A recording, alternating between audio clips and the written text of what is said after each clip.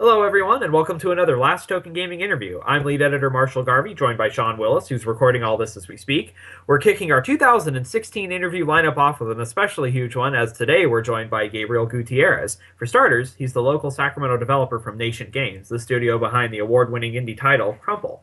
Additionally, he's been an integral member of IGDA Sacramento since the summer of 2012. In the past few years, he's worked tirelessly to bring the River City a plethora of gaming events, including game jams, mingle nights, demo feedback nights, and Sacramento Indie Gaming Arcade Expo, which we had a blast covering last year. He's helped IGDA Sacramento's reach stretch as far as Reno, San Francisco, and San Diego, in addition to speaking at UC Davis, the Art Institute of Sacramento, and Sacramento City College. Today, we're excited to talk to him about his new game, what else he's working on, and his endeavors with IGDA.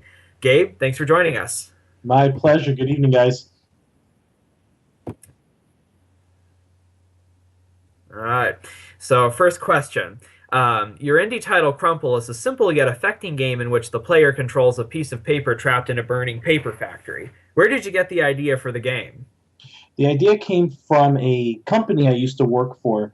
It was actually an envelope factory, and when I would walk out into the freight area, I would see all these huge racks of freights and these big signs that say, don't jump on this, don't walk or run on these things.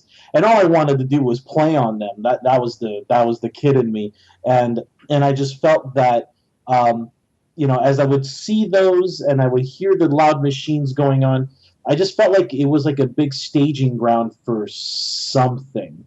And it kind of took a few months actually to kind of wrap my head around what could I possibly do with a game involving making envelopes. It just seems so basic, and I had no idea. So one day I actually was receiving these rejected envelopes, and envelopes that just were poorly done, and so on and so forth. And I kind of grabbed one. I said, you know what? I almost feel like I can do something with this, and guys just kind of started nailing out some ideas. Like, if I were to create an environment, if I were to turn this big freight docking area into a veritable playground in a game, what would happen? What would I do? And who or what would be involved with it? And so I just looked at the envelope again. I said, I think the envelope should be the character.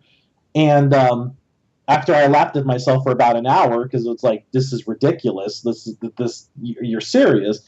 It happened, and I actually drew up a little concept, and I said, what would I want it to? The envelope is just an envelope. What would I want it to make it look like? So I had an envelope that had one window, and I said, well, that could be the eye. I was like, well, wait, no. And so I just imagined a second eye, a second window. I said, those are the eyes. And I said, holy crap, I think you're onto something. So I spoke with a good friend of mine. He was helping me with some modeling on kinship, but he had some knowledge with some very basic programming in Flash. And I said, could we do something like this, a game about an envelope? And I just kind of showed it to him. And he's like, you're kidding, right? And I'm like, no, I promise you. It is as absurd as it sounds. So we whipped something up, and he said, well, what would you want the envelope to do? And I just kind of started naming all these moves, and so on and so forth. Anyway, so long story short, we created Envy, short for envelope, spelled ENVE, and now it's known by some as the cutest thing they've ever seen. Especially when it dies and burns in a fiery death. So I think I've started something good here. So there you go. Yeah, that's interesting. You talk about how like a lot of people, myself included, find it like the character really cute, and your like heart's broken when it burns up. It kind of reminds me of like when I play Pikmin. Like anytime one of the little Pikmin dies, your heart just it drops out your chest. It just kills you. And I feel the same way with Crumple. It's like, when he burns up, it's just so deflating. It hits you harder than than even a lot of gaming character deaths do. So that's, And on top of that, you talk about how basic it is. There's also a minimalism to the game that's definitely appealing, like the Yes. lack of dialogue and music, just the sound of the paper tussling and the fire burning. That's a nice touch. I appreciate that, and that was something um, that wasn't actually the original approach because in my head I was thinking, okay, well, what's this going to sound like? And I think I'm not a coder, I'm not an artist, but if there's one thing I'm good with is some music and writing. So naturally in my head it's like, well, what do I want this to sound like? Like what's going to play when Envy wakes up? What mood, what tone am I aiming for? And honestly, that was the most difficult of everything else. Everything else has been cake compared to the environment. Like, what did I want the environment to sound like? So I kind of stopped one day and I just said, well, wait a minute, there's something missing here. In this environment. As I would play the game, I tried to come up with my own music. I went the kind of the faster paced, slightly faster tempo route, kind of an 8-bit, 16-bit sound. Then I dabbled with a very moody pipe organ, with some reverb and things like that. But then I said, well, what if there wasn't music? What if there was just ambience? What if there was just environmental ambience? And so I came up with a couple things, and I found a few good sound tools to give me some great guidance. And all of a sudden, it wakes up now. And I have to credit Limbo because Limbo started this way too. Limbo didn't start with a track. Like Limbo didn't start with music at all. It started with just ambiance. And I said, crap, this makes sense. This is probably why I've been racking my brain. And yeah, so it turned out my biggest challenge with what to decide for the music was to actually not have it at all, at least for the first part, just to build that tension. But funny enough, I had a little bit of mixed reaction to that. They're like, when they would try to demo, oh, there's no music, what's going on, and blah, is there any audio? And it's like, and it's hard for me to be like, there will be, but Limbo, guys, Limbo.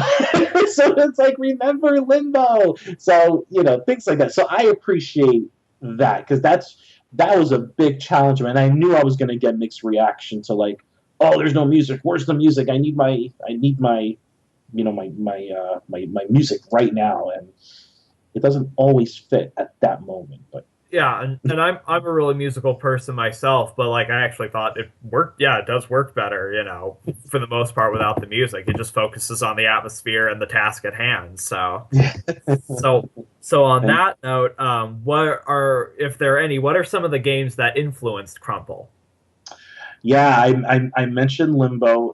Limbo is a big one because I knew I wanted to do something like Limbo.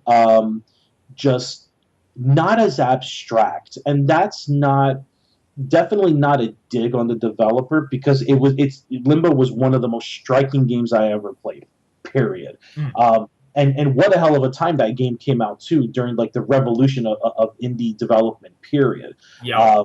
So I one of the some good things that came from Xbox 360 days with its Xbox Live. Anyway, with that, Limbo is really my major one. I mean, there's probably a couple of the games that I can't make. Well, I loosely say Braid, but Braid was a whole other beast in of itself. But stunning game, but the whole time mechanic thing that has nothing to that has no there's no element of time in, so to speak, rewinding time. There's none of that in Crumple, but time sort of does play a factor in that. But I will definitely say Limbo as probably the core inspiration for where I wanted to go with Crumple. But again, I knew that Limbo had a certain abstract, I shouldn't even say certain, a very abstract feel to it, especially at the end, where I just put the controller down after I beat it and like, what in God's name just happened? and where everything else kind of made sense. It showed just enough to creep you out because it was like, oh my god, what was that? What was that? And you couldn't put two and two together, but you knew there was something more. But damn it, that ending, holy crap. It was a striking ending. But again, I read people's comments on that ending, and I absolutely was not alone. And there were a lot of people like, what in the hell just happened? So I knew the one thing I needed to avoid was when the time comes for the ending in Crumple, that the ending would make as much sense as possible. I won't say complete sense because there's always going to be someone like, why? But it's all.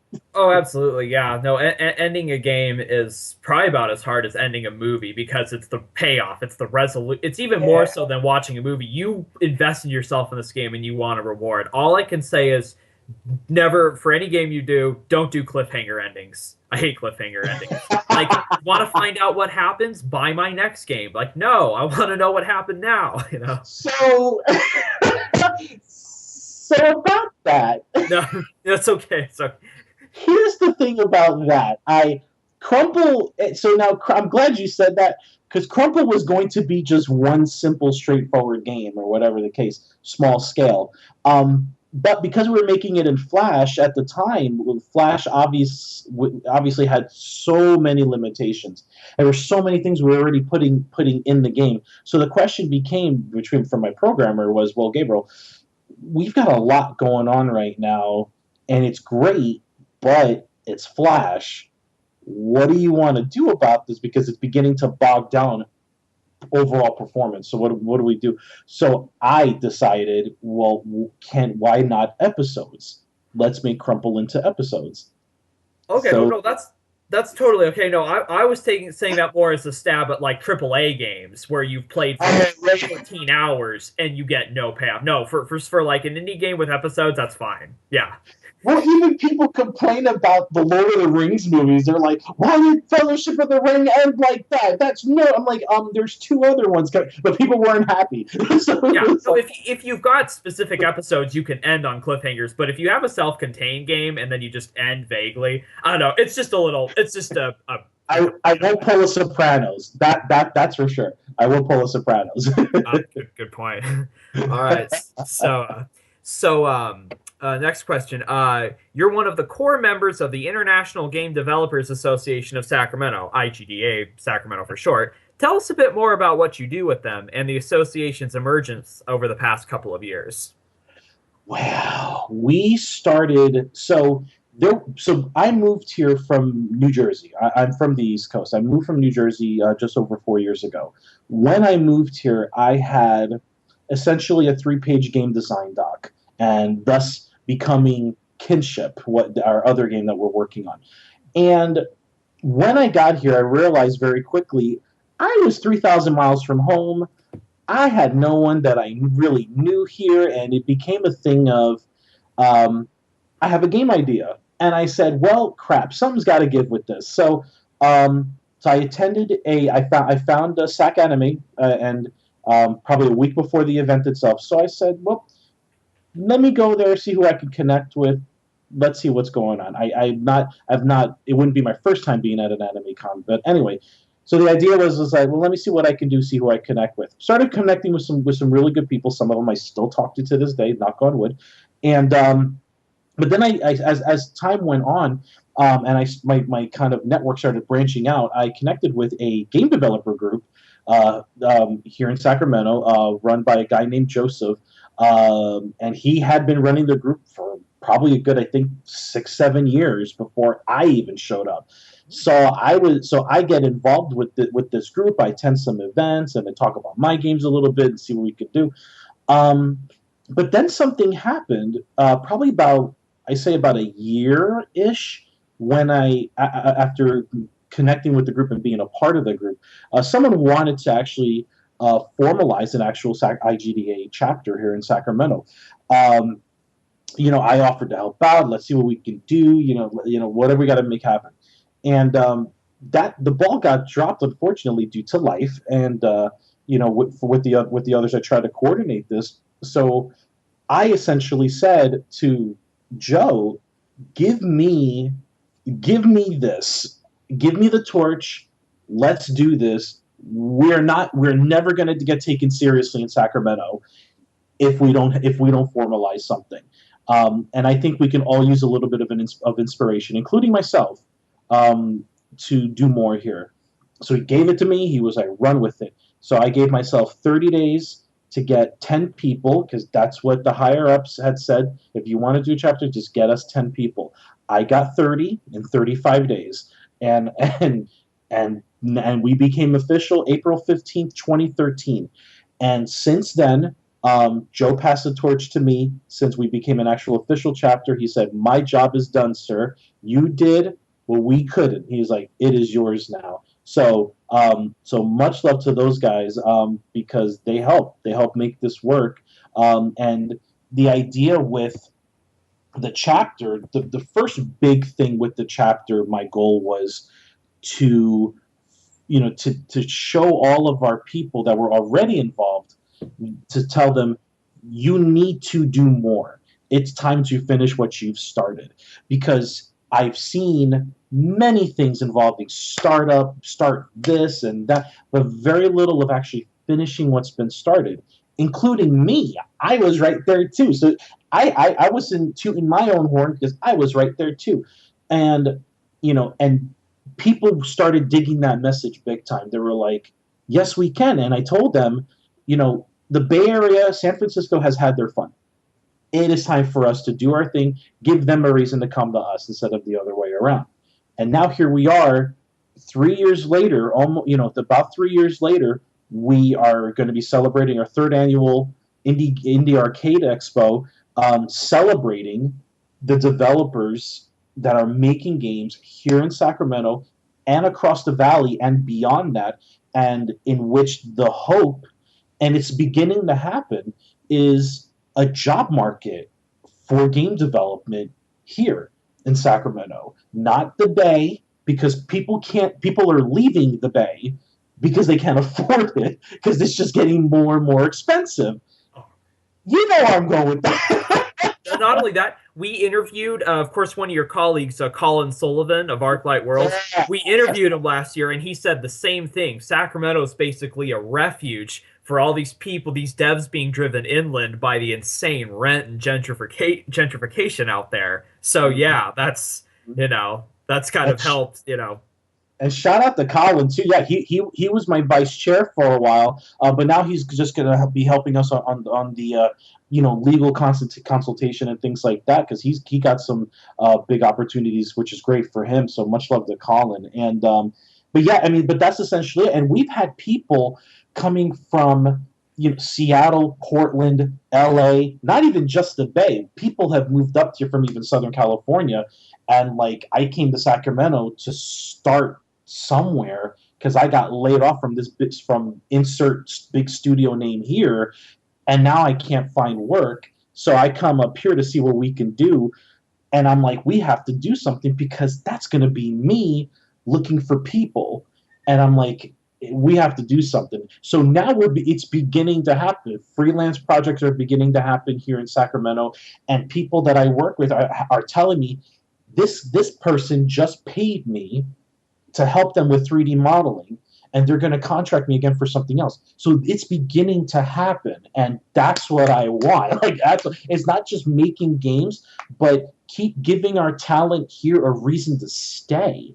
And it's happening. It's slowly, but it's happening. So that's our big core. And again, with the Indie Arcade event, we're celebrating that. We're celebrating what we've been doing. We do that through our progressive game jams. So we create that inspiration for young and old to just come to our events and understand that it's never too late, never too early, never too late to make a dream come true. Because it took me, what I'm doing now, I wanted to do this when I was 16, 17 years old, when I saw two of my major inspirations, well, I should say three of my major inspirations, that being Donkey Kong Country on Super Nintendo, Star Fox on Super Nintendo, and then the fantastic cartoon fantastically cheesy cartoon from Canada, Reboot.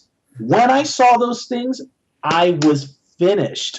I was finished. I said, I want to do that. Tell me where.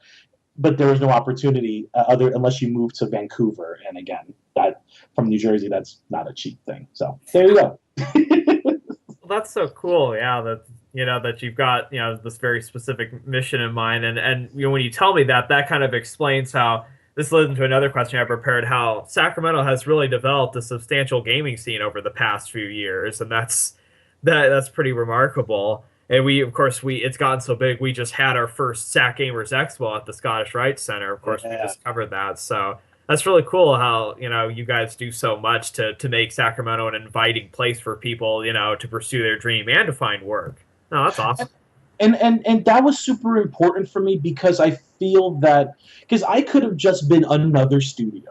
I could have just been another studio trying to find talent and blah, blah, blah, blah, make my game, and no one ever hears about us. No one ever hears what we're doing. And it's not even Sacramento. It's so many studios. How many studios actually give back? You just don't hear about that very often. Like, you've been hearing it some little bit more with some indie folks, but normally what happens is they'll move on, the founders will move on to something else, and and they'll give back that way. Well, why would I wait to leave my own studio to help the people, give back to the people? I'm still trying to find answers myself, and I see how many others are trying to find the same answers I'm trying to find. So I say, let's do this together. Instead of complaining about it, let's find a way, and let's create the tools, and let's see if we can drive in even just one educator, one good person who knows their crap, and they just bring it in, and now it becomes contagious. The education and inspiration becomes contagious, and you're seeing that now. You're seeing that, and that makes me feel so incredible. Why wait to give back when I can share my knowledge now, and we can grow together? Competition's fine, but in the indie development side, we can't be competing. We need to be inspiring each other. Right. And you need to, I definitely think like indie devs should definitely work together more. You've got a lot to share, and you're all kind of doing the same purpose. You're trying to make, idiosyncratic, different kind of games that you're never going to see on the AAA market. Like that's absolutely, and that's where we can stand out. And I just feel that more people will remember us that way. They'll be able to be like, their games are awesome, but damn it, look at what they've done for the community also. Like that's it's so easy to forget to give back because you're so focused on your own successes, or at least your own little illusion of success. And unfortunately, that's not when you truly succeed. When you inspire one person to not so much follow your footsteps, but create their own path because of what you've done, that to me is success. That beats whatever amount of money I've made off of a game. So I totally agree. Yeah, that's so beautifully said. That kind of, when you said that, I thought about some of the people that inspire me with my work. It's like, you don't exactly. I like that distinction there. Not following their footsteps, but going in your own path. You gotta do your own projects.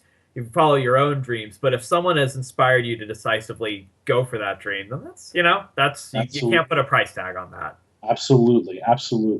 Beautifully said. So for a fun question, this is a question we asked just about every dev. What are some of your, and I know you mentioned a couple ones that you grew up loving. What are some of your favorite games of all time, and or the ones that inspired you to be a developer? Oh crap! Just pick a few. Well, yeah. Top five. Holy crap. Okay, the ones that really, man, this is gonna be. So I think the ones that hit me the hardest. I mentioned the ones that initially wanted me to cause me to want to make games in the first place. The very, very first game that made me want to make anything, period, was Outrun in the arcade back in 1986, 1987 by good old Sega. As much as I love Nintendo, Sega made Outrun, but that was the game that made me want to make driving games, and why I love driving today, and why one of my future games will be a driving game, because I want to finally make that happen. But that was probably the first game that made me want to get into any sort of development in the first place. And I remember begging my dad.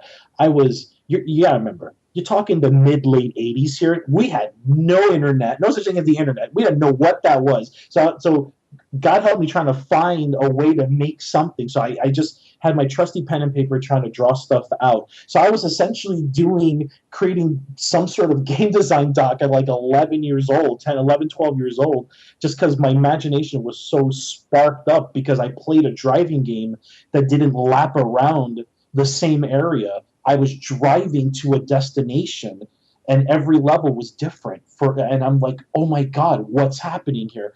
Anyway, so tangent aside, so you're talking Outrun.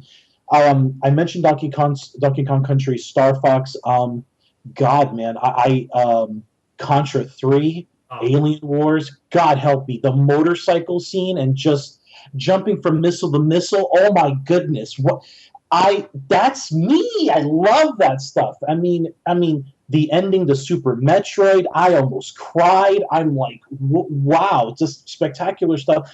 But then I started playing the ones that really gave me a reason to not be afraid, to be bold and a little bit ambitious in my games. God of War. God of War, definitely the first God of War. Just seeing the Hydra come out for the first time, 10 minutes into it, not even 5-10 minutes into the start of the game. And it was funny because I only heard about that game through one of my sisters, which was weird in of itself, because the same people who would make fun of me for playing video games, she's the one that told me, like, oh, my boyfriend and we got this game, you're gonna lose it if you see it. And I'm like, okay. And so it was like God of War, and so I played it, blew my mind away. I'm like, okay, there's a massive boss in the distance. I can't fight it, because when I saw it, I tried to run right to it, like, I'm going to kill this thing. But they're like, you can't fight it. You got to wait, and you just got to avoid it. And that screwed me up, because I was like, oh my God, what tension. And I was like, I got to do something with it. I got to do something with it. It was spectacular. Oh, yeah. Oh, God. Yeah, no, it's okay. I think to keep it short with this, the game that I think, because I can honorably mention Chrono Trigger, Final Fantasy III, spectacular, heart feeling games like that, just deep games. I think the one that has hit me the hardest of all time would be Journey on PlayStation 3. And I think the second that would tie close to that would be Spec Ops: The Line. So just games that gripped me. But Journey, I think, really messed me up as an adult. It really messed me up. Like, it inspired, but it uplifted me and created a downfall at the same time, because it was just never expected a game like that to do for my heart what that game did. So yeah, I love that question. Oh, thank you. Wow, those were some awesome choices.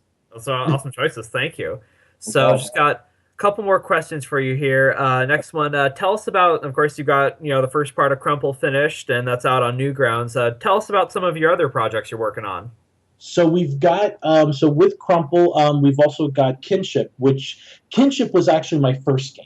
So but that was more of my ambitious game, so that was going to take a while to get done. Faced a few setbacks while progressing. It's been that game's been a little bit of a tug of war with what we want to do and what I want to happen in the game. But it's coming along. It's coming along much better now. We're hoping to show a new trailer and a new demo by the Indie Arcade in early April. And then the other games that we're working on, because I'm actually working on slowly and surely a couple of other games. There is a It's a first person. I don't know if survival horror. I think thriller. Just survival thriller may be a better description for it. But I'm working on a first person survival thriller. It's going to play um, loosely like Mirror's Edge, but it will be very. It's going to be very quick and to the point. But it's going to be quick and to the point because something's coming after you. And the idea was I wanted to keep this game small scale but very very intense. There will be multiple endings depending on how fast you get through it. But the idea is the game is called Stalk, and Stalk will have two meanings behind it. Stalk, the first meaning is that it takes place in a massive corn maze, and the other meaning behind it is that something is stalking you. Now, it's going to be very minimalistic in the sense of what's going on and who's after you. You just know you are in trouble. And kind of like the way Crumple starts, where Edvi wakes up already with this in the sense of danger, but it has no idea what's going on other than things are. It sees the immediate issues that things are burning to the ground. In this particular case with Stalk, this character wakes up. She wakes up in this, right outside this massive corn maze in this mountain area, and as she sees this maze, she realizes that's the only way she can go through to get out of there. But then she starts hearing something, and you just book it. So now you have to get through this and hope to God you don't get caught. So then so that's Stalk. So the last one the last one I can say that we're working on comfortably right now is a very new concept. As a matter of fact, I just came up with the idea a couple of months ago. The idea behind it actually came from our drought here in California, and we had our first significant rainfall, I'd say in October or November. I think it was November. And I went to pick up a friend of mine, and as I was waiting and I was listening to the rainfall in my car, I said, "Damn!" I started thinking about clouds and the rain, and I'm, game developers that our brains just don't stop. So just nerds that we are, and so then I challenged something. I flipped the script a bit, and I said, "So what if?" The clouds, because everyone's been celebrating the fact that, oh, we finally have clouds and all these, and the clouds are finally bringing us the rain we need. And I said, well, what if the clouds were actually the barrier to our rainfall? And thus, this game idea that's coming to life, little by little. I'm still in the pre-production stages of it, but damn it, I've got a good design doc laid out, and things of what I want to happen, how it's going to look. But it's going to be, I'm aiming to kind of trigger the emotions a little bit because of the significance that game will have and the clouds and the rainfall. So yeah, that's I haven't finalized my title yet. I have a good idea what I want to call it, but right now it's just Secret Project Drought or something like that. But whatever freaking code name I want to call it for this one. But yeah, but again, the concept behind that, when the idea came to mind, I got such crazy goosebumps from it. I was like, oh my God, I think you can do something with this. And yeah, so that's one that maybe I'm going to keep it small scale, but because I want to get it out there. So because you think of these ideas and it's like you're just dying for people to see it, and it's like, well, how do I do it if it's going to be an 8-hour game that's going to take me 3 or 4 years to make? I was like, no, let's be smart about this. So yeah, but anyway, so I could share those right now. Oh, those are I love those ideas. I especially like the drought one. That is brilliant and timely as well. Very, very, very distinct, but huge issue, contemporary issue to dovetail off of for a game. So I look forward to those. Thanks, man. All right. Thanks. All right. Well, now just for last question, what's your advice to other aspiring indie devs? Keep your ego in check. if you come into game development with an ego, we, especially I, will wipe the floor with you, period, because egos have no place in this development. Pride, yes, you want, because it's very, and I think what happens with ego in some cases, a lot of us are introverts. We're very shy. Some of us are basement dwellers. Others are just very super shy people, very antisocial. But we have this idea. We love games. We're dying to express this idea that we've got. There's battle between we're really excited about the game idea that we have, but I don't like talking to people. So it's like, so what happens is when some people, and I've seen this just from experience, since even just moving here, when some people who try to shed that shyness and they start meeting people, they start connecting with people, there's a certain excitement, and this excitement that they're really not used to.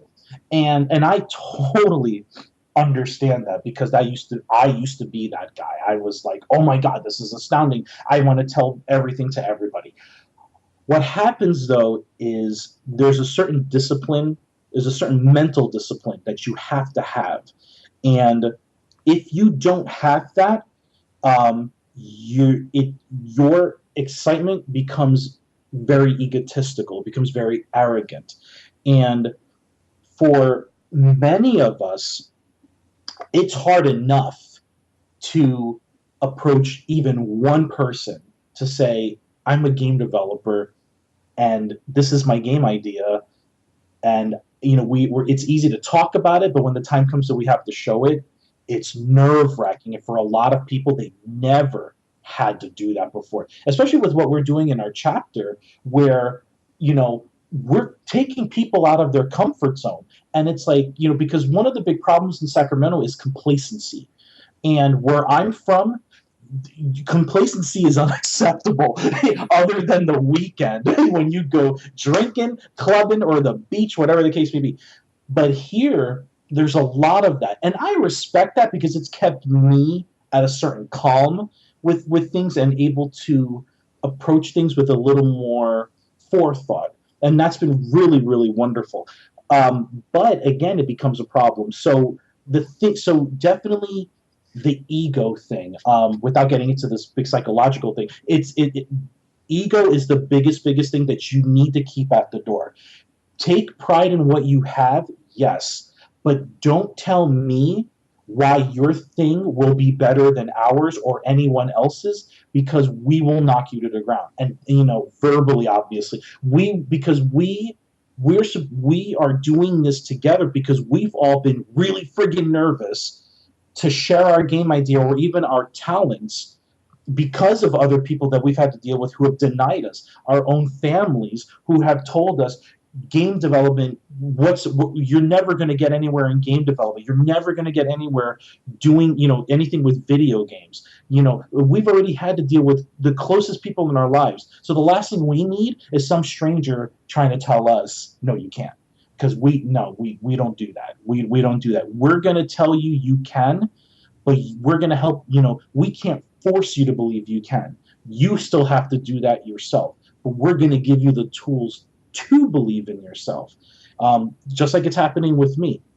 I'm on the same level with everyone else. I operate on no pedestal, and I prefer it that way because it keeps me grounded, and it helps me help others to be the same way. So that's definitely a huge thing. Just keep your egos in check, and if you're going to come help us, come for the community. The money will come afterwards. The money will come, I can assure you, because we all want to make money. There's nothing wrong with that. Nothing wrong with that. But if that's your core reason for doing anything, money, money, money, popularity contests and things like that, please no. Just don't. You will fail fast. And that's not what we're here for. You go work at Activision, go work at EA. You'll be fine there. Maybe. Just not with us.